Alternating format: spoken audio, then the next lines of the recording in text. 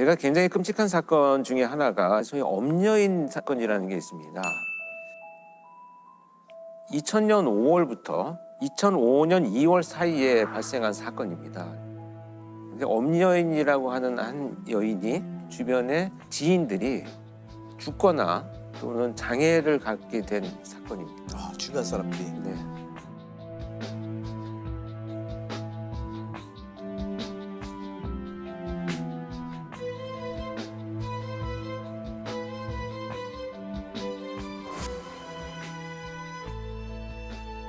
개요를 좀 몇 가지 하나씩 살펴보겠습니다.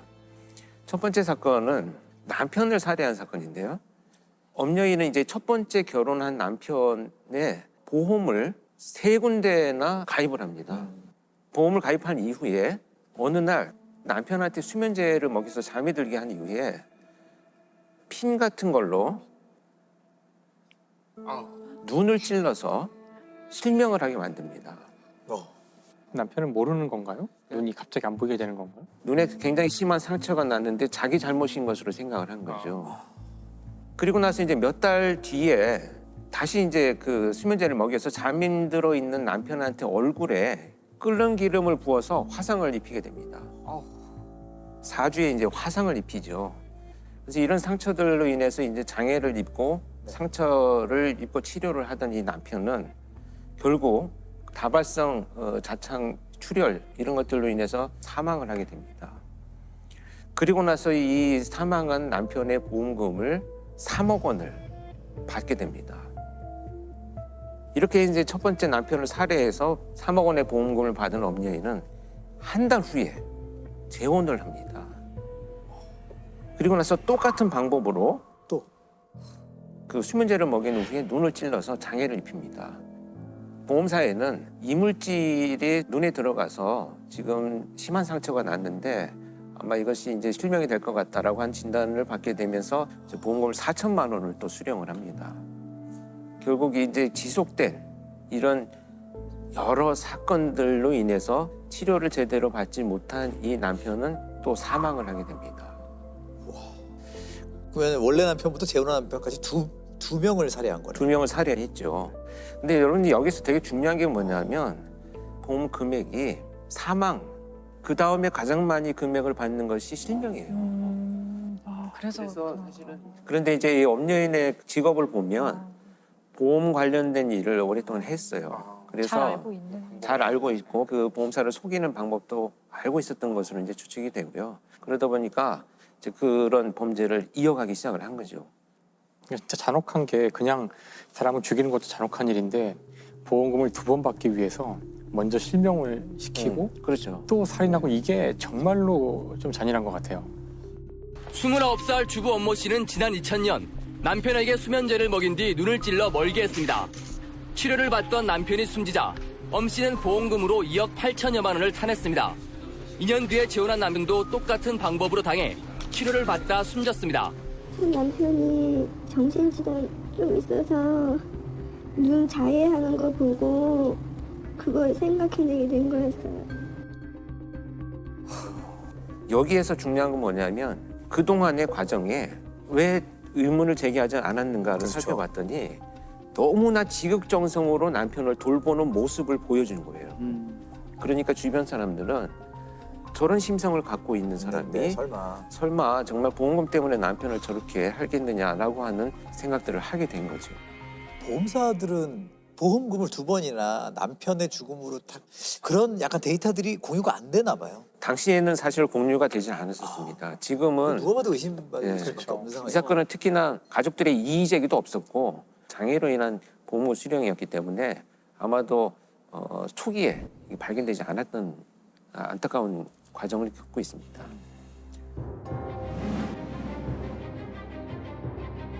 이제 이 2 사건을 저지르고 나서 이 엄여인은 본격적으로 범행을 저지르기 시작을 합니다.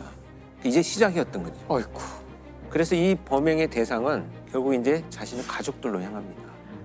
정말 끔찍한 것이 수면제를 탄 주스를 만들어 가지고 자기 어머니한테 그걸 먹게 만듭니다. 정신을 잃은 어머니의 눈을 주사바늘로 찔러 가지고 또 실명을 시키고 장애를 만들죠. 결국 이제 이 사건으로 어머니가 실명한 보험금 7천만 원을 또 자기가 수령을 하게 됩니다. 그때 사건을 계속 이어갑니다. 지금 사건이 계속 남아 있어요. 어떻게 이럴 수가 있지? 이제 그 친오빠를 대상으로 자행이 됩니다. 수면제를 사용해서 정신을 잃게 만든 다음에 염산을 부어가지고 눈을 실명을 시킵니다. 이때 이제 이 오빠가 치료를 하기 위해서 병원에 입원을 합니다. 결국 친오빠도 살해를 해야 되겠다라고 생각을 해서 입원을 한 병원에 찾아가가지고 링거 호수에 이물질을 넣어서 살해하려고 계획을 했지만 병원에 이제 그 감시 시스템이 잘 돼 있어서 실패를 하게 됩니다. 근데 이 사건은 지금 말씀드린 사건은 이제 범행이 다 끝나고 나서 본인의 자백에 의해서 밝혀진 사건이요. 이게 좀 개요들만 훑어가는데도 너무 분노가 아니고 약간 경악스러운. 여기에서 정말 이제 경악스러운 일이 더 벌어집니다. 이제 5번째 사건이 발생을 하게 되는데요. 그동안의 범행 수법이 유사하게 이루어지다 보니까 이것이 밝혀질 것이 두려워서 수법을 바꾸는 치밀함을 보여주기 시작을 합니다.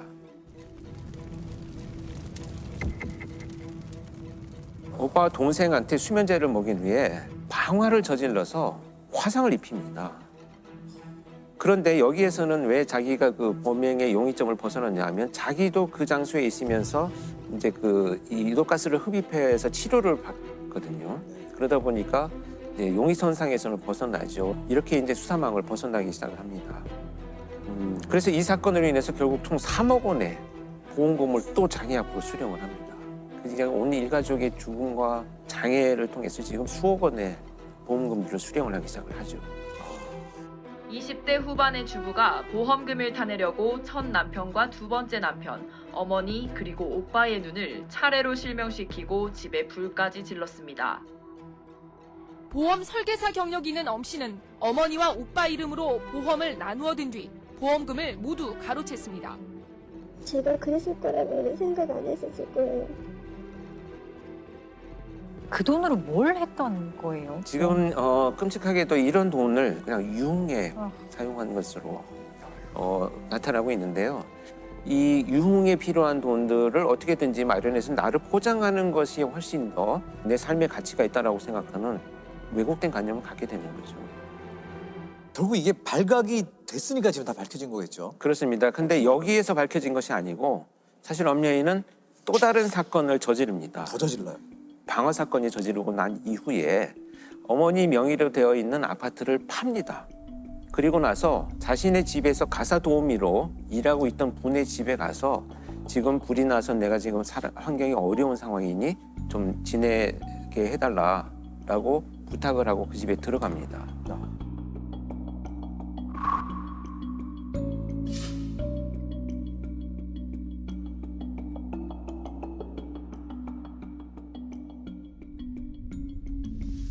강 씨의 집에서 거기에서 또 방화 범죄를 저지릅니다. 결국 그 화재로 강 씨의 남편은 사망을 합니다. 그리고 강 씨는 그 화상을 입어서 이제 병원에 입원을 하게 되고요. 그리고 자기도 이제 현장에 있었다라는 이유로 용의선상에서 벗어났는데 마지막까지 이제 시도를 하기 위해서 심지어 강 씨가 입원해 있는 병원을 불을 지르려고 갑니다. 그래서 시도를 하는데 네. 다행히도 이제 그 방화 미수에 그칩니다. 이때 이제 그 주변 사람들한테 발각이 되어가지고 체포가 되면서 이 수많은 악행들이 드러나게 됩니다. 엄 씨는 잠시 머물렀던 파출부 강모 씨의 집에도 불을 질러 강 씨의 남편을 숨지게 한 혐의도 받고 있습니다. 결국 이로 인해서 최종 무기징역이 선고가 되어가지고 수감 생활을 하고 있습니다.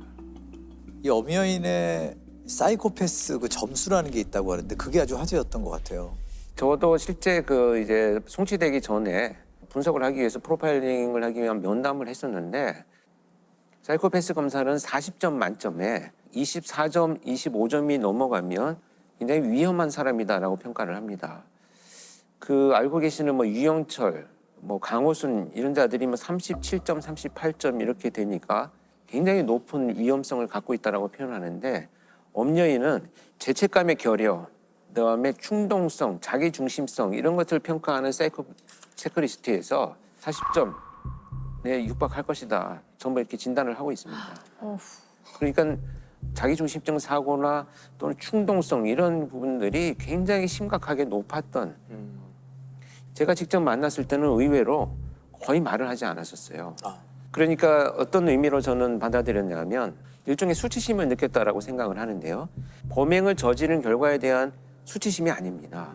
이건 자신에 대한 수치심이에요. 들켰다는. 그러니까 무슨 얘기냐면 이렇게 자신에 대한 수치심을 갖는 경우는 과도한 자존감이 있는 경우에 이 모든 일들이 내가 이렇게 잘못한 것이 아니고 내가 잘못한 것이라고는 체포될 만한 빌미를 내가 만들었기 때문에 내 스스로 수치스럽다라는 이런 의미를 더 잘할 수 있었는데 그렇죠. 내가 잘못해서 잡혔다. 그 자신에 대한 연민을 드러내는 그런 면담의 느낌들을 많이 받았습니다. 자, 이 엄연인 사건을 알 수 있는 특징은 무엇일까요? 일단 특징 첫 번째는 범행 대상이 주로 가까운 지인이나 가족, 면식 있는 사람들일 가능성이 높다라는 것이고요. 특히 이제 엄연인 같은 경우에는 보험금이 목적이었기 때문에 보험금을 자기 명의로 돌릴 수 있는 가족들을 대상으로 범행을 이어간 것으로 판단이 됩니다. 또 다른 하나 특징은 이제 직접 공격을 하지 않고 수면제라든지 이런 약물을 이용한 범죄로 피해자도 모르게 범행이 저질러지는 수법을 사용하는 것이 많이 나타난다 이렇게 볼 수 있겠죠. 실제 그런 사례가 있었는데 미국의 그 스피어스라는 사람인데요. 그 이제 아이를 낳았어요. 아들을 낳는데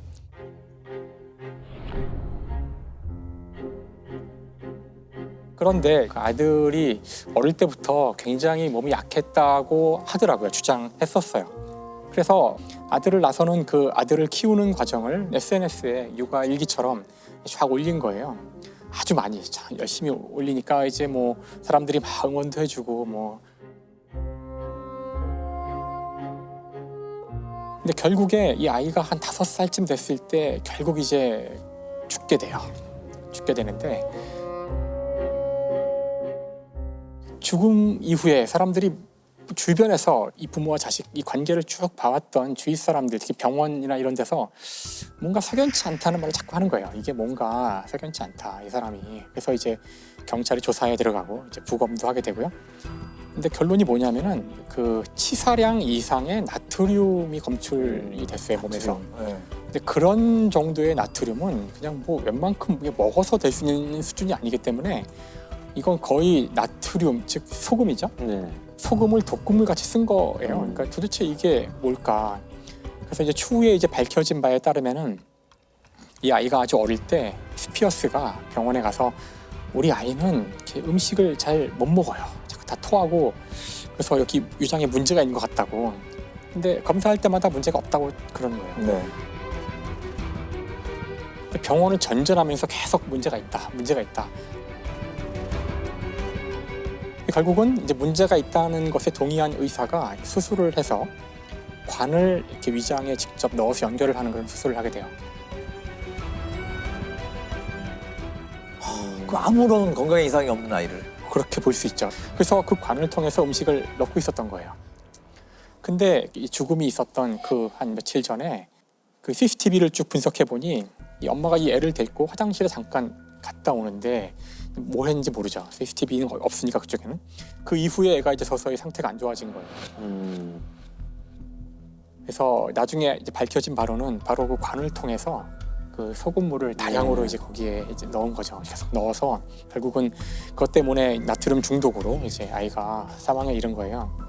그럼 아이가 아픈 그런 것들을 계속 SNS나 뭐 이런 데 올리고. 그렇죠. 근데 아이가 일단 처음엔 뇌사 상태에 빠지게 되는데 뇌사 상태에 빠졌을 때에도 그 사진을 200장이나 찍었다 그러는데 사실 그 상태에서 그 정상적인 부모라면은 너무나 당황스럽고 너무나 슬퍼서 경황이 없어야 될 텐데 그러니까 정말 끔찍한 거죠. 사실 이거는 진짜 끔찍한 거죠.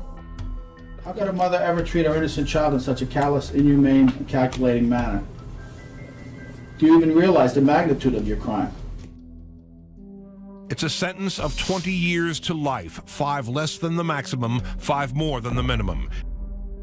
결국은 이제 다른 사람을 이용하는 뮌하우젠 그 증후군이고 사실 이 뮌하우젠 증후군이 SNS를 만나면서 어떤 의미에서 이제 물 만난 고기가 됐다고 할까? 근데 이 사례만 있었던 것은 아니에요, 사실은. 이런 사례가 생각보다 적진 않더라고요. The West Virginia mom, accused of injecting her son's IV with feces at Children's Hospital, is going to go to trial in August. These are pictures Candida Flutie posted on her Facebook page. They show her son in the hospital being treated for Hirschsprung disease. The Dallas mother, accused of subjecting her son to more than a dozen surgeries and hundreds of hospital visits, even though he was not sick, faced a judge today.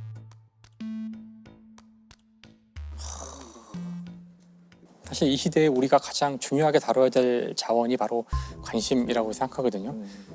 끊임없이 그 여러분의 관심을 단 1분이라도 더 끌기 위해서 알고리즘을 개발하고 전 세계의 모든 기업들이 바로 우리의 관심이라는 자원을 놓고 싸우고 있다는 거죠. 근데 우리가 거기에 이제 많이 빼앗기고 있죠. 관심을 자기의 통제를 벗어나는 정도까지 빼앗기기 시작하는데 언제나 우리가 이야기했듯이 그 뭐든 지나치면 이제 굉장히 위험한 거죠. 그래서 다른 사람의 관심을 바라는 것은 인간의 자연스러운 본성이고 그건 참 좋은 일이죠. 사실 관심 받으면 기분 좋은 일이고 아까도 제가 가서 사진 찍어서 인별에 올렸지만 기분 좋더라고요. 하지만 이것이 과해지면 범죄가 되고 끔찍한 일이 될 수도 있고 이렇다는 거를 이야기하는 그런 시간이 됐으면 좋을 것 같아요.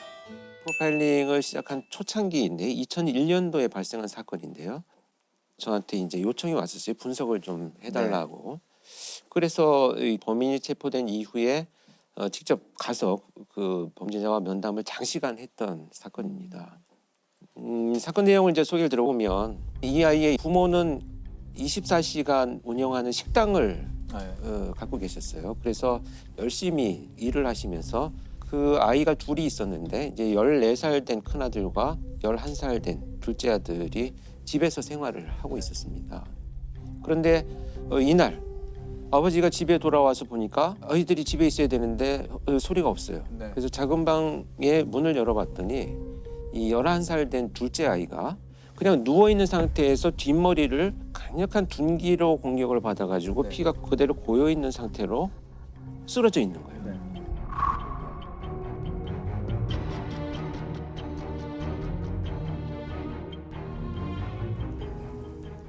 그래서 이 아버지는 이제 놀라서 이 아이를 들쳐업고 그냥 병원으로 갑니다. 하는데 이미 사망을 한 거죠. 근데 사망한 시간이 꽤 된 거예요. 근데 여기서 문제가 된 건 뭐냐면 이 있어야 될 형이 없어진 거예요. 그러니까 이제 처음에 그 현장에 투입된 수사팀에서는 누군가 침입을 해가지고 둘째 아이를 살해하고 큰 아이를 유괴해 갔을 것이지 않겠느냐. 이렇게 이제 수사를 접근을 합니다. 그런데 수사에 착수한 수사팀에서는 얼마 후에 바로 사라진 이 형을 강력한 용의자로 지목을 하고 그 수사를 전개를 합니다. 일단 이제 드나든 사람들에 대한 흔적을 찾기 위해서 가장 먼저 할 것이 이제 경찰에서 CCTV 수사를 했는데요. 사망 추정 시간이 지나서 얼마 후에 이 큰아들이 가방을 메고 유유히 혼자 걸어 나가는 것이 CCTV에 찍힙니다.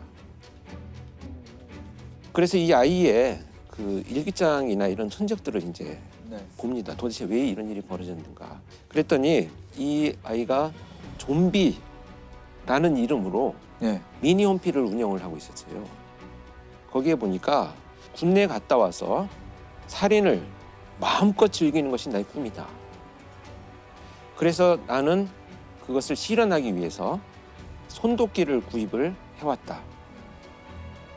손도끼를 구입해서 침대 밑에 놓아두었는데 너무 기분이 좋다.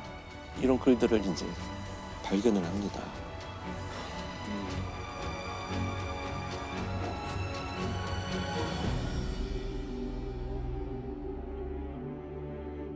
더군다나 이제 거기에서는 더 그 충격적인 것은 이제 가족하고 내가 더 이상 정이 들면 안 되겠다.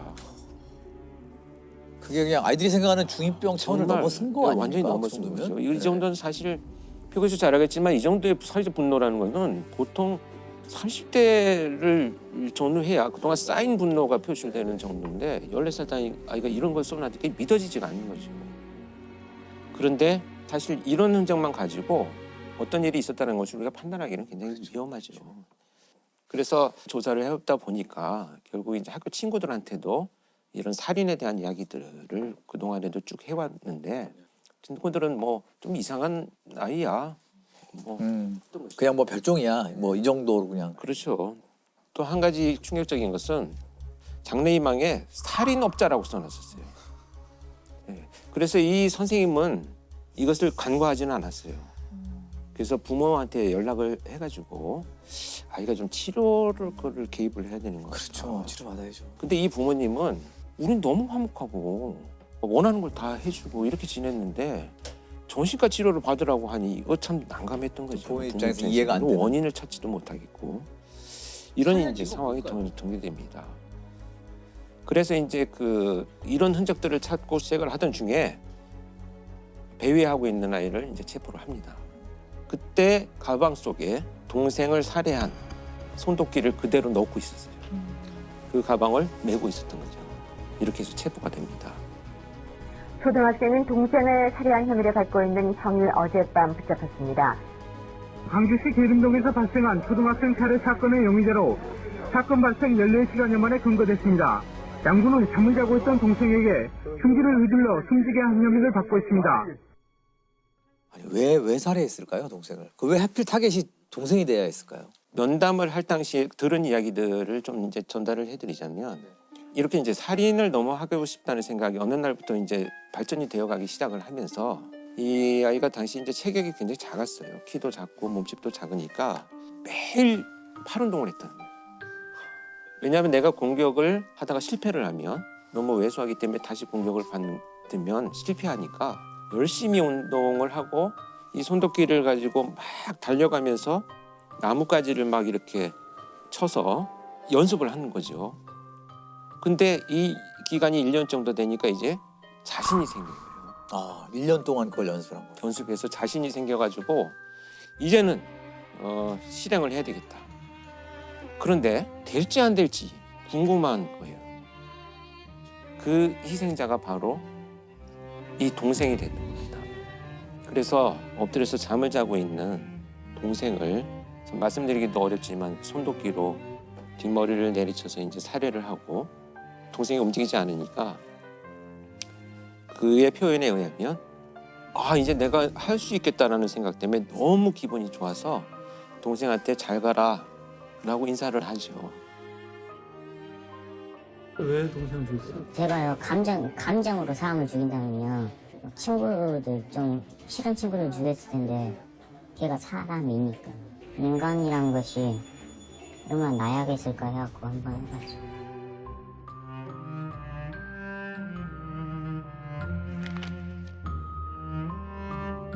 그래서 이 아이는 나와서 그렇다면 어떤 일들을 했느냐를 이제 경찰에서 추적을 하면서 면담을 이어갔더니 누군가 이제 오토바이를 탑니다. 좀 태워달라고 해서. 네. 그래서 태워서 가던 사람이 이제 내려가지고 잠깐 소변을 보는 사이에 실행을 하려고 꺼냈는데 갑자기 사람이 나타나서 이제 중단을 하고요. 네. 또 내려서 이제 그 대상자를 찾기 위해서 돌아다니다가 밤늦게 이제 답변하게 소변을 보고 있는 술이 취해서 있는 사람을 보고 실행을 하기 위해서 들었는데 마침 유리 거울 같은 게 있어가지고 자기 모습이 비쳐서 보이니까 놀라서 또 중단을 하죠. 저는 살인이고 죽음이고 그런 게 좋았거든요. 재밌다 그런 거. 기분이 좋다는 느낌이 들고 흥미가 있었어요. 저는 정말 지금까지 그 1000명이 넘는 범죄자를 만났지만 어떤 일을 하고 싶냐 나오면 라고 했더니 이런 말을 하는 아이는 처음 봤어요. 한 명씩 죽이는 것이 재미가 없을 것 같고 건물이 폭발하거나 이렇게 여러 사람이 죽는 모습을 너무 보고 싶어요. 이건 마치 이제 나의 장래 희망을 얘기하듯이 이거는 자연스럽게 이렇게 됐을 것 같지는 않고 뭔가 컨텐츠를 보거나 좀 그런 거에 영향을 받은 것 같다는 느낌이 강하게 들거든요. 영향을 많이 받았고요. 네. 특히 이제 그때 표 교수도 언론에 한번 인터뷰를 이 사건 가지고 했었어요. 그랬죠. 예. 그 당시에는 언론에서는 그 답을 찾으려고 게임에 몰입하게 됩니다. 게임이 이렇게 했다. 게임에서 하는 것들을 현실에서 그대로 적용하려고 했다라고 섣불리 진단을 하면서 맞아요. 게임 중독의 원인이라고 얘기를 했는데 사실상 전혀 학술적이거나 의학적인 근거는 없는 거예요. 네, 그렇죠. 어느 한 가지에서 답을 찾으려는 그 자체가 사실은 맞아요. 섣부르고 위험한 겁니다. 예. 네. 그런데 이제 그 와중에라도 이렇게 이 아이가 처한 환경적인 요인이 뭐가 있었느냐를 자꾸 들여다보고자 하는 노력을 하는 거고요. 그렇죠. 제가 볼 때는 그러니까 이 부모가 뭐 잘했다 잘못했다는 게 아니고 경제 생활을 하다 보니까 이제 아이를 돌볼 시간이 없었던 거죠. 교대로 집에 와서 잠을 주무시고 또 일을 하러 가고 케어할 수 있는 기회가 없어졌고 결국은 그것이 이제 방임의 결과로 나타난 거죠. 그래서 저는 안타까웠던 것 중에 하나는 아버지나 어머니가 들어올 시간이 있대요. 저녁에 뭐 한 10시, 11시쯤 되면 두 분이 교대를 하면서 들어오시는데 막 온몸에 막 휴지를 감고 미이라처럼 앉아있기도 하고 그러면 이 아버지나 어머니가 와가지고 아이고 우리 아이가 의사가 되려고 그러나 이렇게 그냥 말 한마디를 하면 또 주무시고 일을 하러 나가야 되는 거예요. 그러니까 무관심이네요. 네. 결국은 이제 무관심이라는 결과로 나타난 거죠. 근데 사실은 이 아이의 이런 행동들 여러 에피소드가 있지만 대표적인 이런 행동들은 아이가 부모 옆에 가고 싶은 생존이에요. 그러니까 나를 좀 봐줘요. 그 엄마 아빠 눈에 띄고자 하는 건데. 네, 생존의 그렇죠. 어떤 시그널이 관심을 받고자 하는 거죠. 근데 부모도 결국에 열심히 일해서 돈 많이 벌어서 자식을 잘 키우고 그럼요. 싶은 마음으로 그랬을 텐데요. 그러니까 네. 이제 이렇게 이제 고의적인 방임은 아니잖아요, 사실은. 그래서 저는 국가가 좀 더 그런 고립된 환경에 있는 아이들을 어떻게 할 것인가에 대한 고민들은 할 필요가 있다고 봅니다. 그렇죠. 한 아이를 키울 때 뭐 모든 마을이 필요하다, 온 마을이 필요하다는 말은 맨날 하지만 실제는 그렇게 하지 않고 있잖아요. 누군가 단 한 사람이라도 언제나 이 사람은 나를 생각하고 있어라는 누군가 한 사람과의 애착이 끝만 있어도 그런 범죄는 안 생긴다는 거죠. 2011년 1월 달에 경찰관이 보험 사기를 하려고 하다가 자기 어머니를 살해한 사건이 있었습니다. 어머니를 폭행해 숨지게 한 현직 경찰 간부 이모 씨가 구속 수감됐습니다. 보험금을 타내기 위한 것으로 보이는데요. 어머니를 폭행해 장기 출혈로 6시간 만에 숨지게 한 혐의입니다. 경찰관이 빚이 많이 생겼어요. 네네. 여기저기 돈도 빌리고 이런 흔적들이 나타났는데 자동차에 부딪히면 상처가 없이 그냥 아프지 않나요? 교통사고로 위장을 하려고 큰 볼링공으로 엎드려 있는 자기 어머니의 등에 떨어뜨려서 결국 자기 어머니가 사망을 했던 거죠. 그래서 이제 그 CCTV를 분석을 해보니까 자기 어머니가 살고 있는 아파트에 헬멧을 쓴 다음에 볼링공을 들고 올라가는 계단에서의 걸음을 거리를 보니까 동료들이 보니까 이 걸음걸이를 금방 알겠는 거예요. 이래서 이제 체포를 하게 됩니다. 이 사건은 CCTV의 걸음걸이를 분석했다라는 것이 굉장히 중요한 단서로 작용이 됐기 때문에 법부행 분석을 해야 되겠다는 필요성이 좀 대두된 사건입니다. 요즘은 이제 법 영상 분석 연구원이 따로 있고요. 2차원 영상에 기록된 장면을 3차원으로 시뮬레이션해서 피사체의 크기나 길이 등 것들을 파악해서 현장을 재구성하고 있습니다. 자백을 그래서 결국 했나요? 끝까지 부인을 했어요. 그래서 제가 투입이 됐는데 사실 제일 힘든 건 사이코패스들의 범죄를 자백받는 게 아니에요. 신문 기법에 대한 교육을 받은 실무자가 사실 제일 힘들어요. 특히 이자 같은 경우에는 제가 수사연수원에 교수로 근무를 할 때 신문기법 과정에 교육을 들어와서 교육을 다 받고 간 사람이에요. 교수님 수업을 들었다는? 네, 수업 다 들었어요. 교수님의 제자였던 건가요? 그러니까 이런 사람을 대상으로 뭔가를 한다는 것은 내 카드를 쉽게 말하면 다 보여주고 게임을 하자라는 것과 마찬가지 상황이 된 거죠. 막막한 심정으로 현장에 이제 투입이 됐는데 제가 들어갔더니 아니나 다를까 결국 오셨군요 이렇게 얘기를 하더라고요. 그런데 너 집에서부터 수갑을 차고 왔느냐 여기서 수갑을 찼느냐 라고 질문을 했더니 아이들을 한 번씩 안아주고 여기 와서 내가 체포됐다 이렇게 얘기를 합니다. 그래서 그 순간 제가 그래 바로 이거다. 뚫고 들어갈 만한 심리적인 구멍은 여기구나 라는 생각을 해서 네 머릿속에는 법정에서 이미 빠져나갈 구멍을 너는 머릿속에서 엄청나게 생각을 하고 있을 것이다. 그런데 너는 어머니를 살해한 죄로 지금 체포가 된 거다.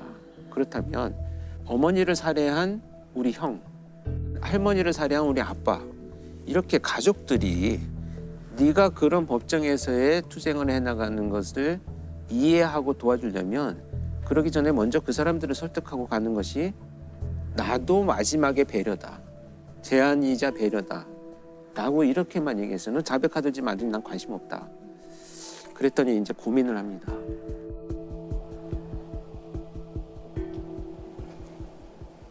자, 그러면 내 아내와 변호사를 같이 불러주십시오.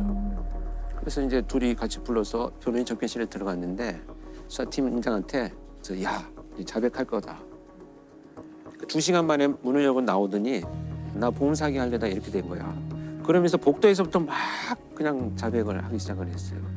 근데 이 신문 전략이 뭐냐면 새로운 것을 부각시켜서 판단의 기준을 바꾼다라는 게 있거든요. 빨리 범죄를 드러내고 가족들과 상의하고 변호사한테 조력을 받는 것이 더 필요해. 새로운 것을 이렇게 확 부각을 시켜줘 버렸어요. 그러니까 자백이라는 것을 선택을 하게 되는 거죠. 그래서 신문의 핵심은 부인하는 범죄자들한테 막 해라, 너 뭐 사증하고 이런 게 아니고 굉장히 이 사람이 지금 어떤 생각을 하고 있지?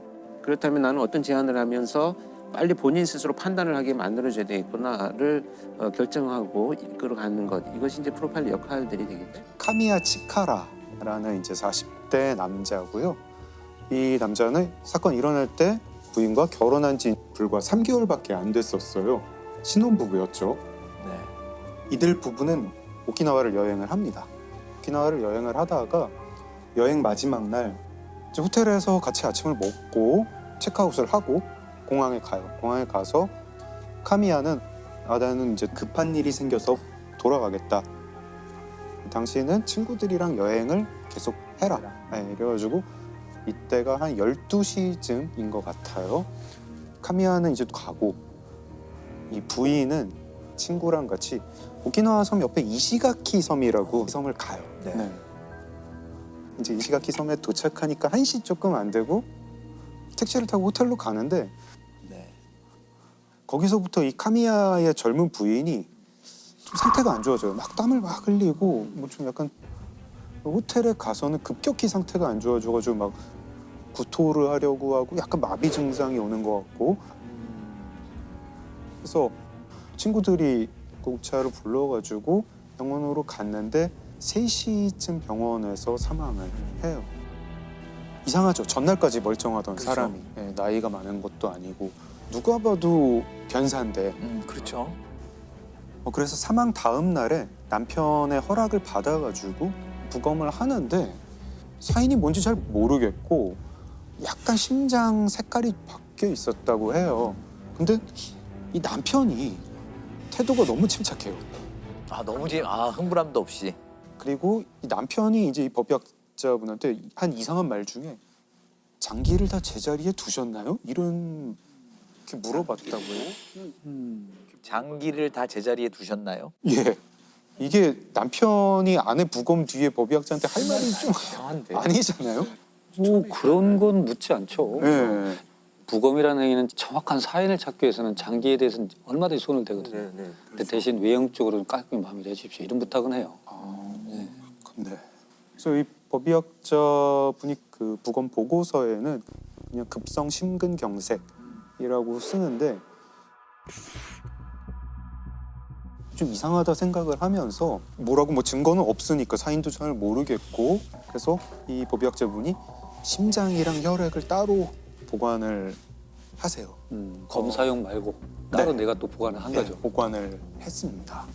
그리고 이 친구들이 남편을 좀 의심을 합니다. 이 남편이 카미야라는 남자가 알게 된 지 6일 만에 청혼을 하는데 부인한테 자기가 공인회계사다 이렇게 얘기를 했는데 친구들이 보기에 좀 이 남자가 공인회계사 같지가 않은 거예요. 그래서 공인회계사 명단을 입수를 해가지고 봤더니 거기에 카미야 치카라라는 이름은 없었어요. 그래서 당신 공인회계사 아니지 않냐 했더니 카미야는 내가 공인회계사는 아니고 중소기업에서 회계를 봐주는 컨설팅 일을 하고 있다. 뭐 이러면서 대충 어물쩍 넘어갑니다. 그리고 좀 으스스한 게 카미야가 집에서 자기가 영양제를 만드는 사람이었어요. 자기가 영양제를 만들어서 부인한테 맨날 먹였어요. 그러니까 이거 좀 이상하죠.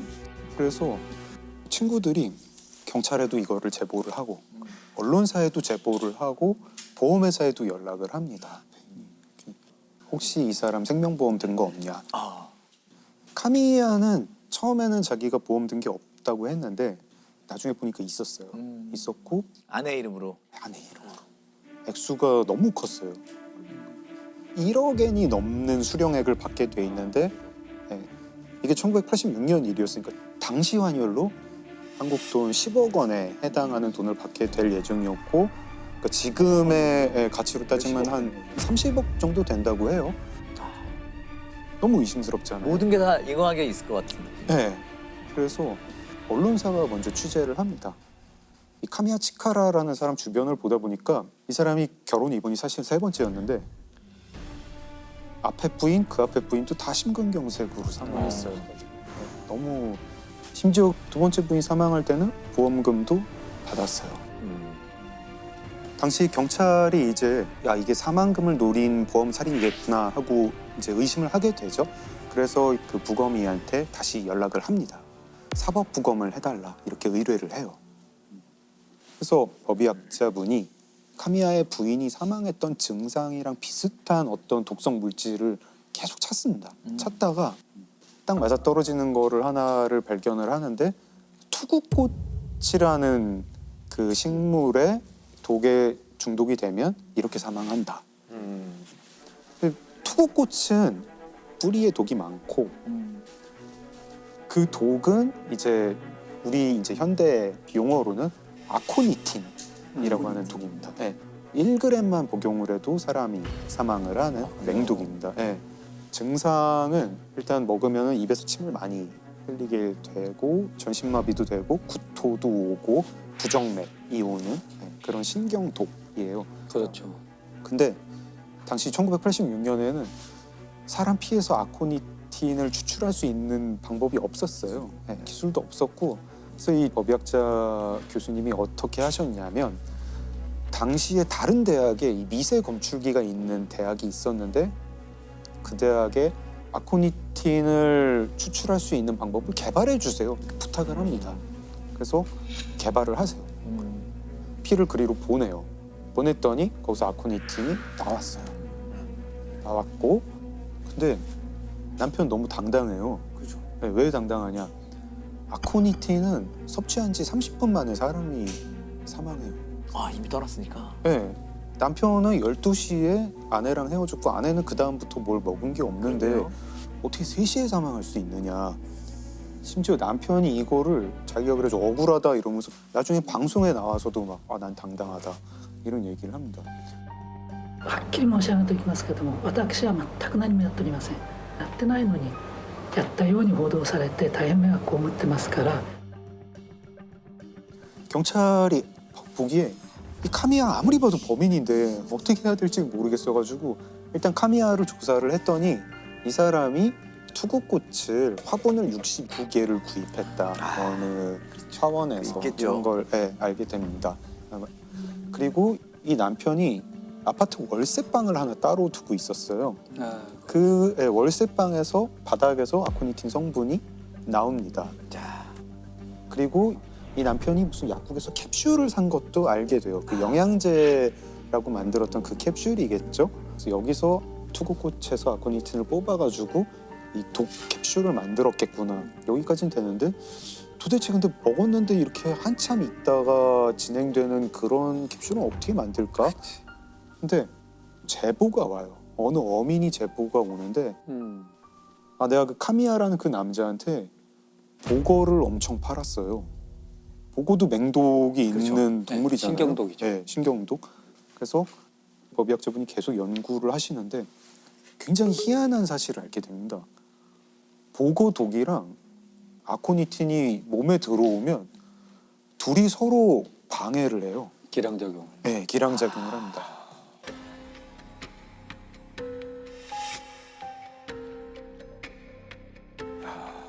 보고독은 아코니틴 독을 방해를 하고 아코니틴 독은 보고독을 방해를 해서 둘 다 원래 먹으면 그냥 바로 응급실 행인데 서로의 기능을 방해하는 거군요. 서로의 기능을 방해를 합니다. 노벨상급인데.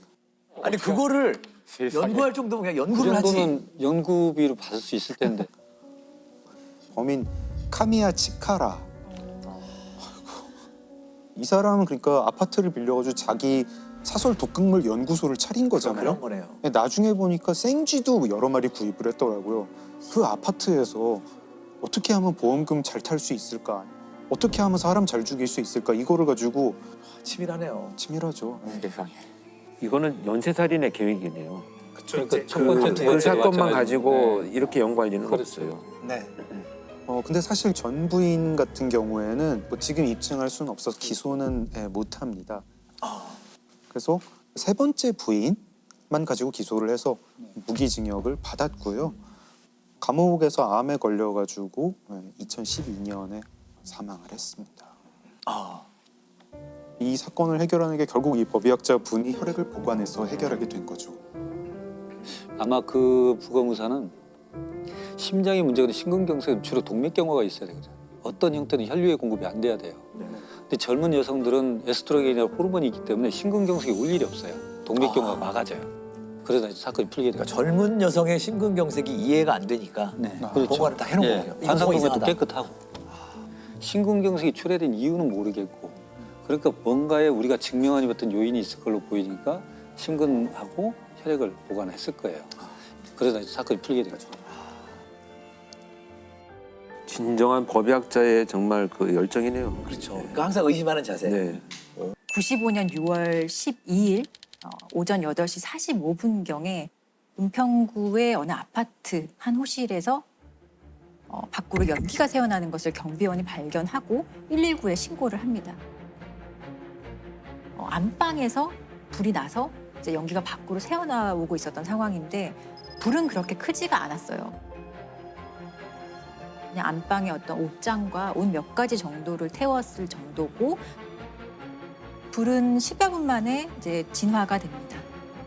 욕실에 욕조에 물이 가득 담긴 채로 엄마와 딸이 목에 졸려서 사망해 있는 상태로 이제 발견이 되는 사건이고 31살 최 씨가 한 살 난 딸 양과 함께 목욕탕에서 옷이 모두 벗겨진 채 숨져 있는 것을 경찰이 수사에 나섰습니다.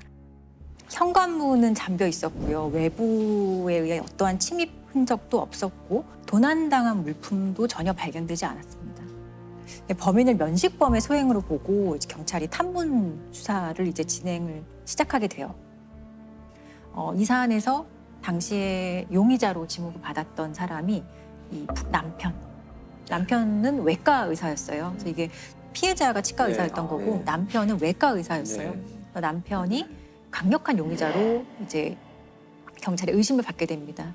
지목한 이유가 있었을까요? 그 피해자에게 내연남이 있었던 게 가장 결정적인 이유였어요. 치과를 이제 개원하는 과정에서 알게 된 어떤 남성과 내연 관계에 있다는 것이 수사 과정에서 밝혀지고 이런 내연남의 존재를 알고 그런 동기에서 부인을 살해했을 것이다라고 이제 경찰은 강하게 이제 의심을 하기 시작하죠. 그리고 또 하나의 어떤 경찰의 의심을 살 만한 상황은 남편을 조사하는 과정에서 옷 속에서 어떤 쪽지 하나가 발견이 되는데 그 쪽지에 영화의 제목이 하나 발견이 돼요. 위험한 독신녀라는 영화가 위험한 독신녀라는 영화가 그래서 어떤 내용인지 봤더니 어떤 여성이 남성을 살해한 다음에 욕조에 담그고요. 옷을 불태워서 없애는 장면이 나오는데 이것과 상당히 범행 수법이 유사한 영화를 이제 발견해보고 경찰이 좀 의심스럽다고 생각을 하는 거죠. 근데 막상 이 남편은 나는 모르겠다. 이 영화 뭐 별 기억도 안 난다. 제목조차 기억나지 않는다라고 했었는데 조사를 해보니 남편이 이 사건 발생 3년 전에 강릉에서 이제 공중보건의로 근무를 하는데 그때 강릉에 있었던 곳의 어떤 비디오 가게에서 이 영화를 2번이나 빌렸던 기록을 확인을 한 거예요. 그래서 같은 영화를 2번 빌려보는 경우는 드물죠. 네, 거짓말 탐지기에서도 사실 중요한 질문에 이 남성이 대부분 거짓 반응을 이제 보입니다. 거짓말 탐지기에서도. 예, 그래서 사실 거짓말 탐지기 같은 경우는 증거 능력은 없지만 수사의 과정에선 상당히 이제 수사 기법으로 많이 활용이 되는 것이고 피해자의 어떤 심리를 흔드는 되게 중요한 수단이거든요.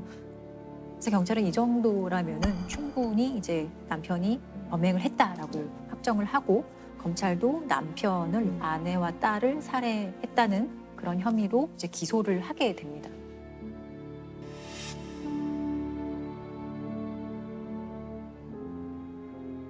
어떤 근거로 그 재판 과정에서 쟁점이 됐던 게 이 피해자들의 사망 시각하고요. 네. 그리고 화재의 발생 시간 이 두 가지가 사실 가장 큰 쟁점이었어요. 네.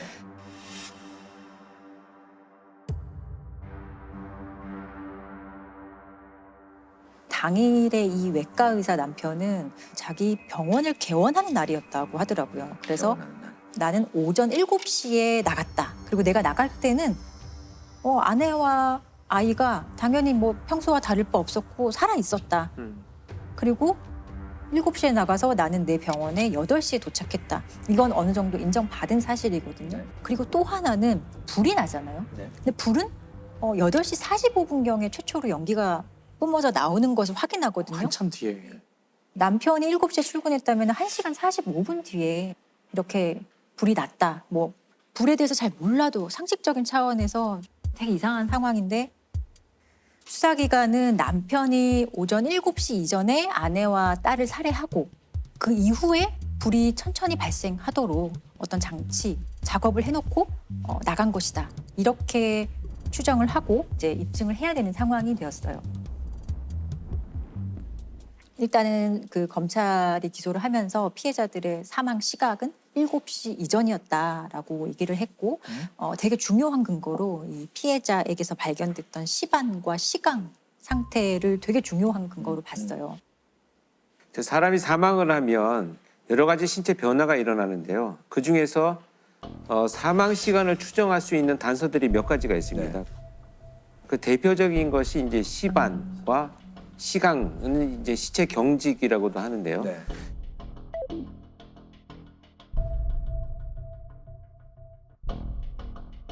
시반 같은 경우에는 양쪽에 다 나타나면 양측성 시반이라고 해서 이 굵기 전에 이동이 되면 시반이 옮겨가서 양쪽에 다 생길 수 있다는 거거든요. 피해자가 이제 양측성 시반이 발견이 됐다고 하거든요. 그리고 보통 이제 사망 후 6시간에서 8시간 이후에 발생을 하기 때문에 오전 7시 이전에 이 피해자들이 사망했을 것이다 라는 중요한 근거가 되죠. 그리고 피해자의 지문을 찍는 과정에서 손가락이 상당히 이제 굳어 있는 사후 경직이 이미 진행된 상황인 것을 발견을 하거든요. 사후 경직이 진행되는 시점이 사망 이후 한 7시간에서 8시간 이후였기 때문에 이것도 마찬가지로 피해자들이 오전 7시 이전에 살해당했을 것이다, 사망했을 것이다 라는 중요한 자료가 됩니다. 검찰의 어떤 그 혐의 입증을 하는 데 있어서 되게 중요한 자료였지만 결국에 상당히 의심스러운 것은 이 화재 발생에 대한 시간인 거예요. 남편 입장에서는 이게 내가 7시에 나갔는데 불은 8시 45분쯤 나왔으면 어떻게 이게 가능한 일이냐라고 충분히 항변할 수 있는 상황이거든요. 불이 1시간 45분 후에 났는데 그 주장을 뒷받침할 근거가 굉장히 필요했을 것 같아요. 그래서 검찰 쪽에서는. 검찰 측에서도 되게 노력을 했던 게 컴퓨터 시뮬레이션을 제출을 했다고 해요. 화재가 발생한 공간과 되게 동일한 뭐 안방의 크기나 온도, 뭐 안방의 농 이런 것들을 다 비슷하게 설정을 해놓고 나중에 불이 나게 할 수 있는지 가능한지에 대해서 시뮬레이션 작업을 했고 그게 가능하다고 나왔다. 또 자기들 나름대로 어떤 과학적 검증을 했다라는 자료를 제출을 해요. 7시에 출근한 다음에 그 이후에 불이 나도록 어떻게 상황을 설정하고 자신의 범행을 뭔가 방화로 덮으려고 했다라는 것이 수사기관의 일관된 주장이었어요. 그래서 결국 어떤 처벌을 받게 됩니까? 네, 1심에서는 사형 선고가 나왔습니다. 사형 선고가 나왔고 근데 항소심에서는 무죄가 선고가 됩니다. 무죄 나왔어요? 극에서 극으로 갔죠. 예, 1심 사형, 2심 무죄. 어떻게 그렇게? 난 사형 선고가 됐다가 무죄가 되는 경우는 사실 정말 없을 거예요. 제가 이 사건 외에는 별로 우리나라의 사법 역사상 기억나는 사건이 없거든요. 증거가 명백하고 어린 딸까지 살해한 범행의 잔인성으로 인해서 사형을 구형했습니다. 항소심 재판부인 서울고등법원 형사4부는 사형을 선고했던 1심과는 정반대로 이 씨에게 무죄를 선고했습니다.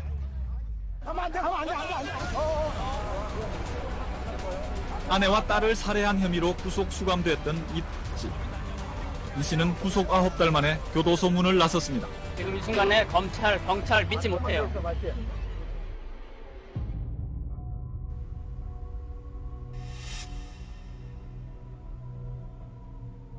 1심에서 사형이었는데 2심에서 무죄가 되는 경우가 진짜 있나요? 영화 속에서나 나오지 않나요, 그런 거?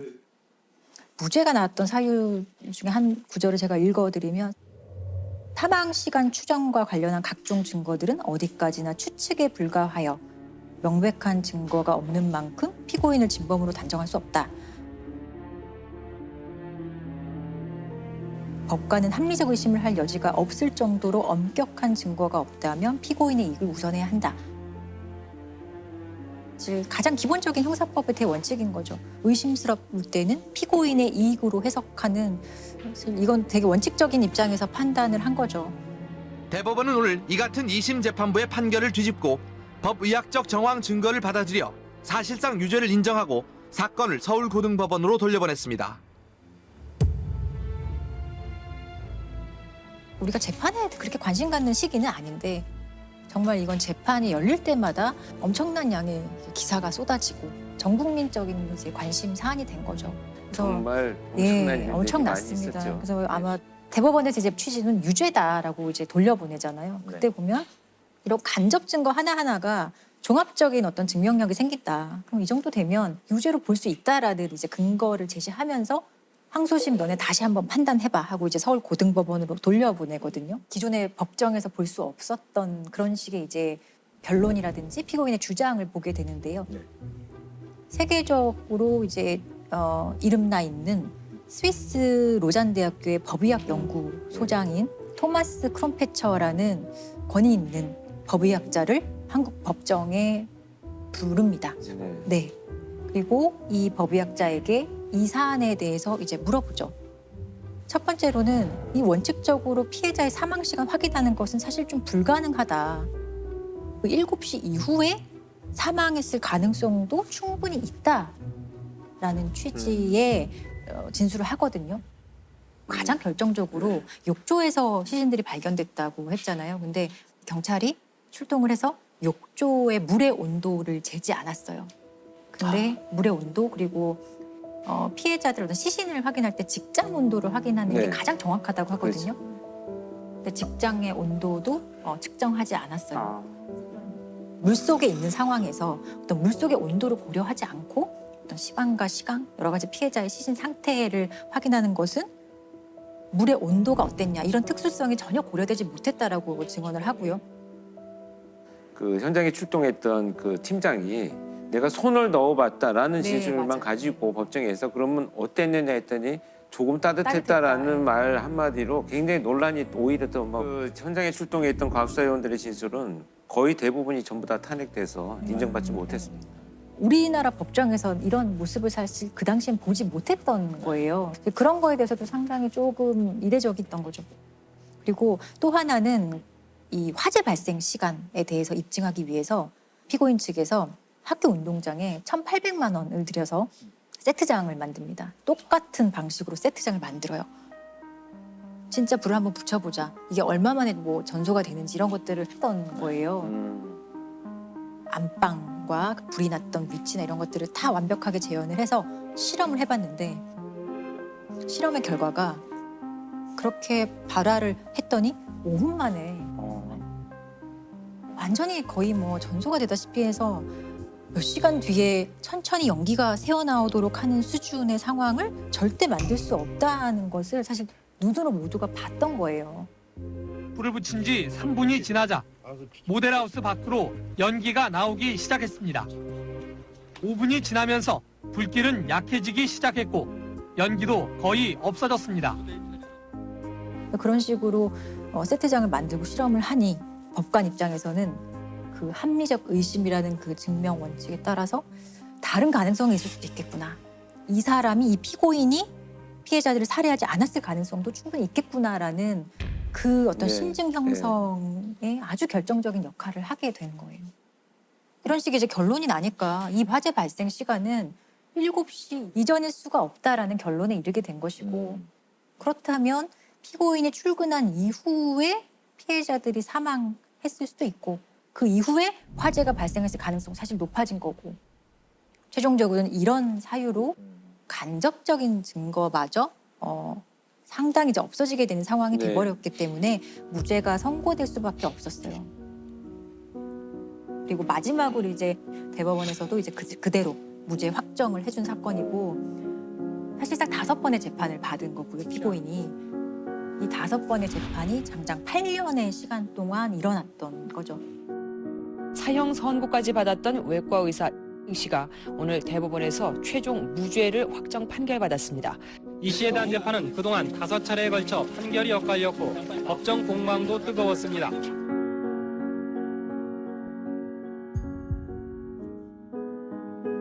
당시에 어떤 시대적인 배경도 분명 있었을 거예요. 과학 수사라는 것이 자리 잡지 않았을 시점이고 동기가 있고 뭐 주변 정황의 어떤 단서들, 거짓말 탐지기나 이런 것들이 있으면 뭐 과학 수사가 동원되지 않아도 되라고 하는 안일함이 이제 분명히 있었죠. 지금 같으면 이렇게까지 자세하게 보도가 되지는 않을 것 같은데 당시에는 뭐 이렇게 보도 지침이나 이런 것도 사실 조금 부족했었고 치과 의사 모녀 사건 이래서 이런 식으로 아예 피해자들을 가지고 이름을 만든 사건이에요. 사적인 내용도 이제 막 그대로 노출이 되는 상황이 있었고 근데 그럼에도 불구하고 이 사건에서 피해자들은 사실 사라졌죠.